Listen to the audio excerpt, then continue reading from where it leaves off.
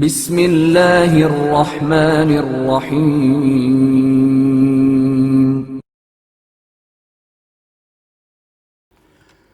فاطمہ کا چاند کربلا میں۔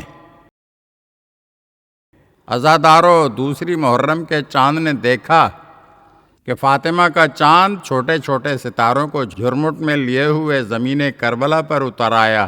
فرس باوفا بڑھتے بڑھتے رک گیا۔ امام نے گھوڑے کو مہمیز کیا مگر وہ آگے نہ بڑھا۔ امام نے سواری بدلی مگر اس نے بھی قدم آگے نہ بڑھائے۔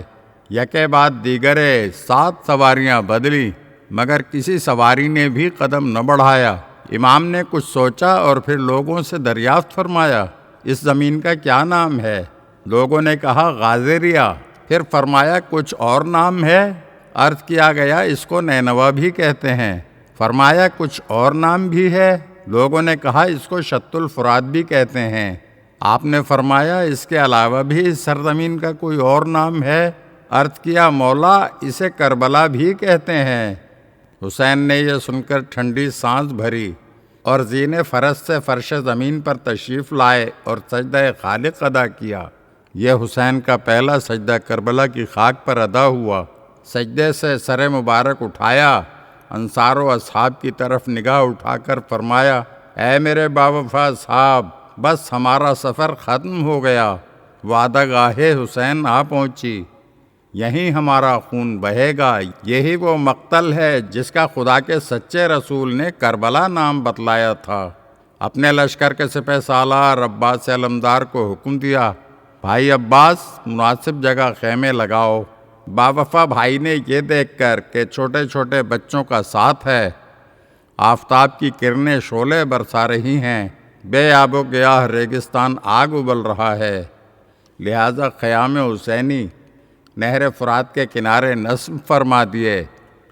امام حسین علیہ السلام نے خیمے نصب کرنے سے پہلے بنی اسد کو بلا کر زمین کربلا 60,000 درہم میں خریدی اور پھر اس شرط پر انہی کو واپس دے دی کہ ہماری شہادت کے بعد ہماری لاشوں کو دفناؤ گے، ہمارا جو بھی زائر آئے 3 دن اس کی خدمت کرو گے اور اس زمین پر زراعت نہیں کرو گے۔ فاطمہ کے چاند کے عزادارو، محرم کی تیسری کا چاند آج کچھ زیادہ روشن نظر آ رہا ہے، شاید حالات پر زیادہ روشنی ڈالنا چاہتا ہے۔ آؤ سنو کیا کہہ رہا ہے۔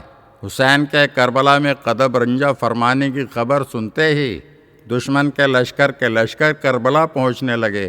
سعد ابن ابی وقاص کا بیٹا عمر حکومت رائے کی تمام فاطمہ کے چاند کے خلاف نورد آزما ہونے کے لیے ابن زیاد کے حکم سے کم از کم 4,000 کا لشکر لے کر کربلا پہنچ چکا ہے۔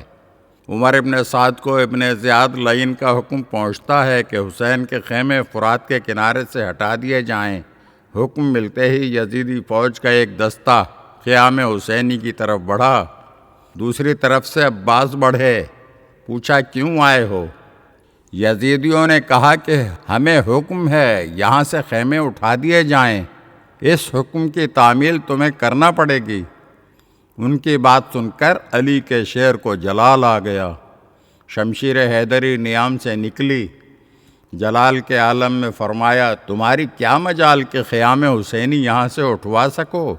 حسین نے عباس کی بلند آواز سنی، بھائی کے تیور دیکھے، قریب آئے اور فرمایا عباس جہاں یہ کہیں خیمے وہیں نصب کروا دو، جنگ میں ہماری طرف سے پہل نہ ہو۔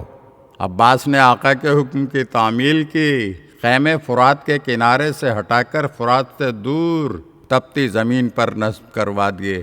شریکت الحسین موقع کی نزاکت کو سمجھ گئیں، بھائی کو بلایا۔ حسین خیمے میں آئے تو کہنے لگیں بھائی سنا ہے کہ دشمن کی لاتعداد فوج جمع ہو چکی ہے اور برابر چلی آ رہی ہے، حسین تم بھی اپنے مددگاروں کو بلاؤ۔ حسین نے بہن کی بات سنی، خیمے سے باہر آئے، اپنے دوست حبیب کو خط لکھنے لگے۔ خط کا مضمون یہ تھا کہ حسین ابن علی کی طرف سے فقیہ اور دیندار شخص حبیب ابن مظاہر کے نام، اے حبیب تم جانتے ہو کہ ہمارا رسول اللہ سے کتنا قریبی تعلق ہے اور تم ہمیں دوسروں سے بہتر پہچانتے ہو، حق رفاقت کا وقت آ پہنچا، کیا تم اپنے نبی کے نواسے کی مدد و نصرت کو پہنچ سکتے ہو؟ قاصد نے کوفے پہنچ کر حبیب کے دروازے پر دستک دی۔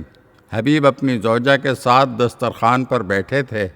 دروازے پر آئے، قاصد سے خط لیا، آنکھوں سے لگایا، بوسہ دیا، خط کے مضمون سے آگاہ ہوئے۔ زوجہ نے پوچھا کس کا خط ہے اور کیا لکھا ہے؟ کہنے لگے آقا حسین کا خط ہے، کربلا میں نرغے اعدا میں محصور ہیں، مدد کو بلایا ہے۔ اس مومنہ نے کہا پھر کیا ارادہ ہے؟ حبیب نے مصلحتاً جواب دیا، میں تمہیں کس پر چھوڑوں گا؟ اس مومنہ نے کہا اے سبحان اللہ، فرزند رسول تمہیں اپنی نصرت کے لیے بلائے اور تم نہ جاؤ۔ اچھا تم گھر سنبھالو، میں آقا کی مدد کو جاتی ہوں۔ زوجہ کا ایمان دیکھ کر حبیب کی آنکھوں میں آنسو آ گئے۔ غلام کو حکم دیا کہ میرا گھوڑا لے کر جاؤ اور فلاں مقام پر میرا انتظار کرو۔ چاند نے دیکھا کہ حبیب ابن زیاد کے پہرے داروں سے بچتے بچاتے اس مقام پر پہنچے جہاں غلام گھوڑا لیے منتظر تھا۔ حبیب قریب پہنچے تو سنا کہ غلام گھوڑے سے کہہ رہا ہے کہ اگر میرے آقا نے آنے میں مزید کچھ دیر کی تو میں تم پر سوار ہو کر فرزند رسول کی نصرت کے لیے پہنچوں گا۔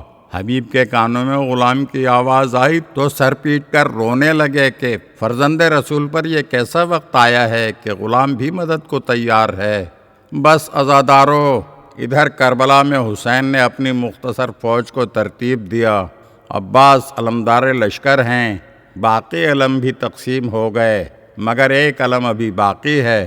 اصحاب کی خواہش ہے کہ یہ علم ہمیں ملے۔ حسین کسی کے منتظر ہیں کہ سامنے سے غبار اٹھا، گرد چھٹی تو حبیب کا چہرہ نظر آیا۔